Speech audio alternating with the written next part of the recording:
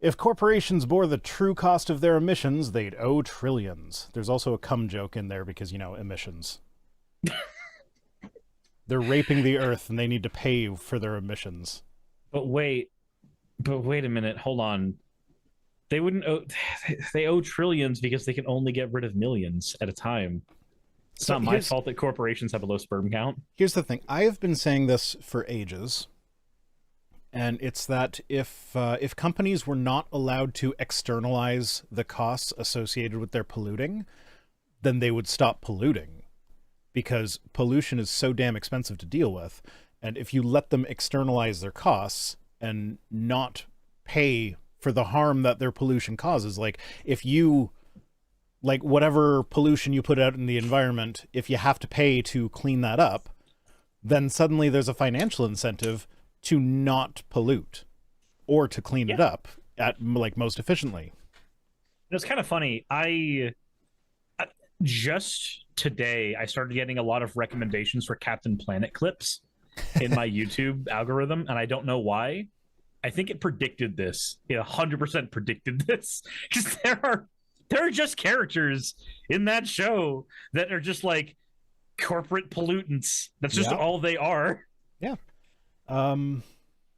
Yeah, so basically there was, and this is something that I've been saying for ages now, but this is a recent study that was published in Science that actually analyzed 15,000 publicly traded companies to calculate how much each ton of carbon emissions end up costing, or like they figure out how much each ton of carbon emissions costs society, and then analyzed these 15,000 publicly traded companies, figured out how much they're polluting and like how much they would have to pay.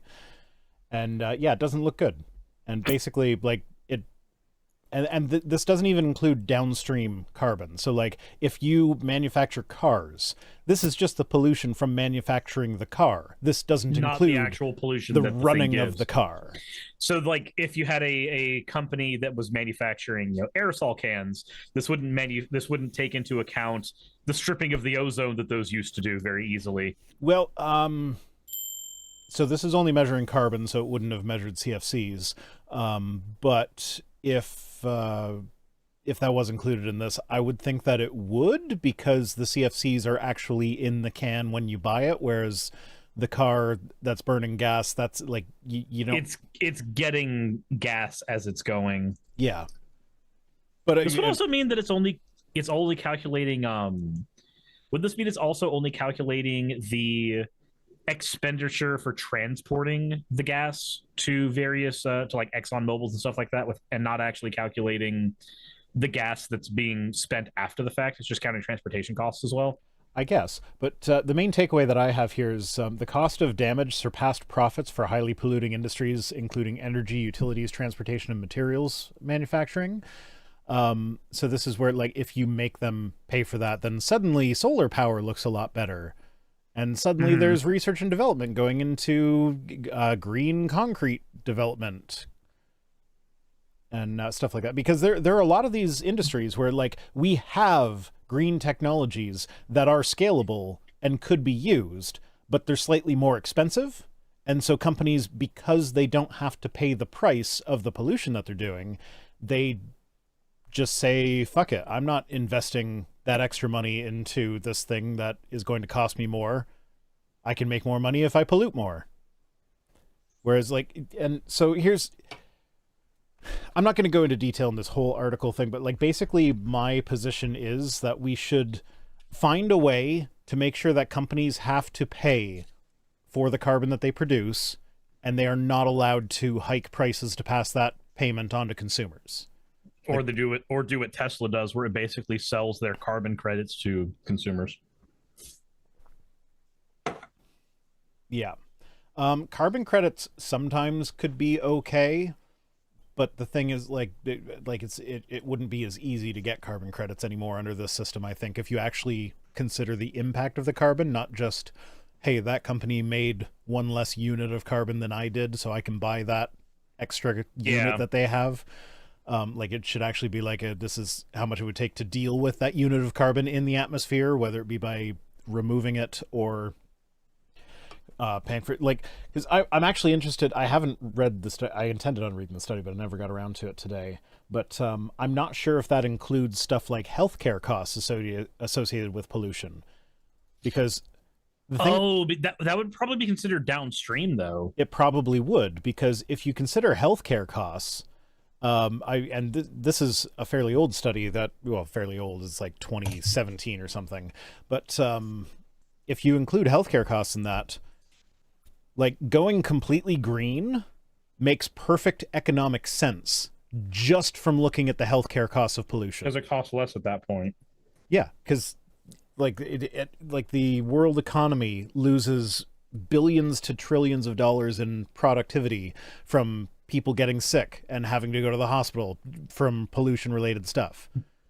So like if as long as companies are allowed to externalize these costs, like they don't have to pay the healthcare of the people whose lungs they're poisoning, they just have to buy the carbon credits, then it's going to be cheaper for them to pollute and continue to pollute. So if you stop allowing them to externalize the costs, then suddenly it is now perfectly economically feasible. Like, and this is the capitalistic solution to climate change. Because like capitalism, like one of the things that always gets kind of lost in the discourse of like capitalism versus socialism is that nobody is advocating for a pure system of like pure capitalism or pure socialism. It's always a blend. And the thing about capitalism is, like, we always accept a certain degree of regulation. Like, when I buy a drug that is FDA approved for something, well, I mean, I'm in Canada, so we have the Canadian version of the FDA, but like when I buy a drug that has, like, same idea, if I buy a drug that's been approved by the Canadian FDA thing, I don't even know what it's called. That typical Canadian. I know more about American politics than Canadian. But I mean, to be fair, American politics kind of shit upstream to you guys. They do, yeah. But yeah, so if I buy something that's been approved by the FDA, I can like basically assume a certain level of like whatever the FDA has approved it for, that this is what is good for. Like, we accept that regulation. So like if you want to keep the capitalist system, which, like, we live in a capitalist hellscape. What's going on with your background, man? Like, I just swapped it to green real quick to see if you had green screen turned on, just to see if it was there. I haven't changed anything, so it was just for giggles. Okay. But yeah, so like forcing companies to pay their externalized costs that they are causing other people to incur, that's the capitalist solution to climate change. It makes polluting more expensive. This so tangential to this works the same way as the increased taxation on corporations that we used to do in America. Like, this is a thing we used to basically do. Because what we found is that when we increased taxation, at the very least, we increased that cost onto corporations, they had to give more things like, easier access healthcare benefits.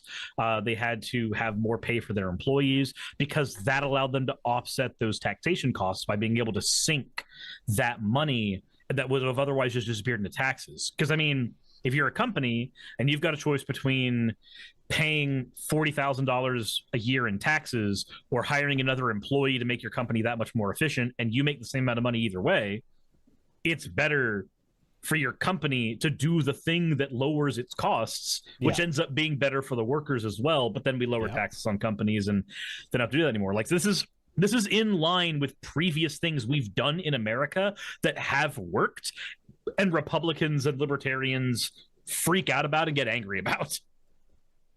Yeah, that's the thing, though, is like we're going to get to it with the tweets, but like the Republicans are all about like, oh, let's deregulate everything. We're the party of small government. The government shouldn't be involved in everything, or like, the government shouldn't hinder corporations from doing what they want to do, because the profitability thing, like, people will learn that pollution is bad, so it'll be more profitable to not pollute, because then people, like, never mind that companies can just lie about shit and people will believe them sometimes, or whatever. The market, the market is a manipulatable mechanism. These same people, though, will then turn around and be like, hey, you're not allowed to have sex with people that have the same bits as you.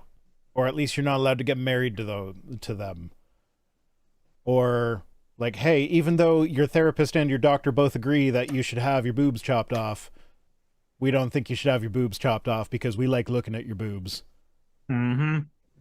And that will segue us nicely to our next topic.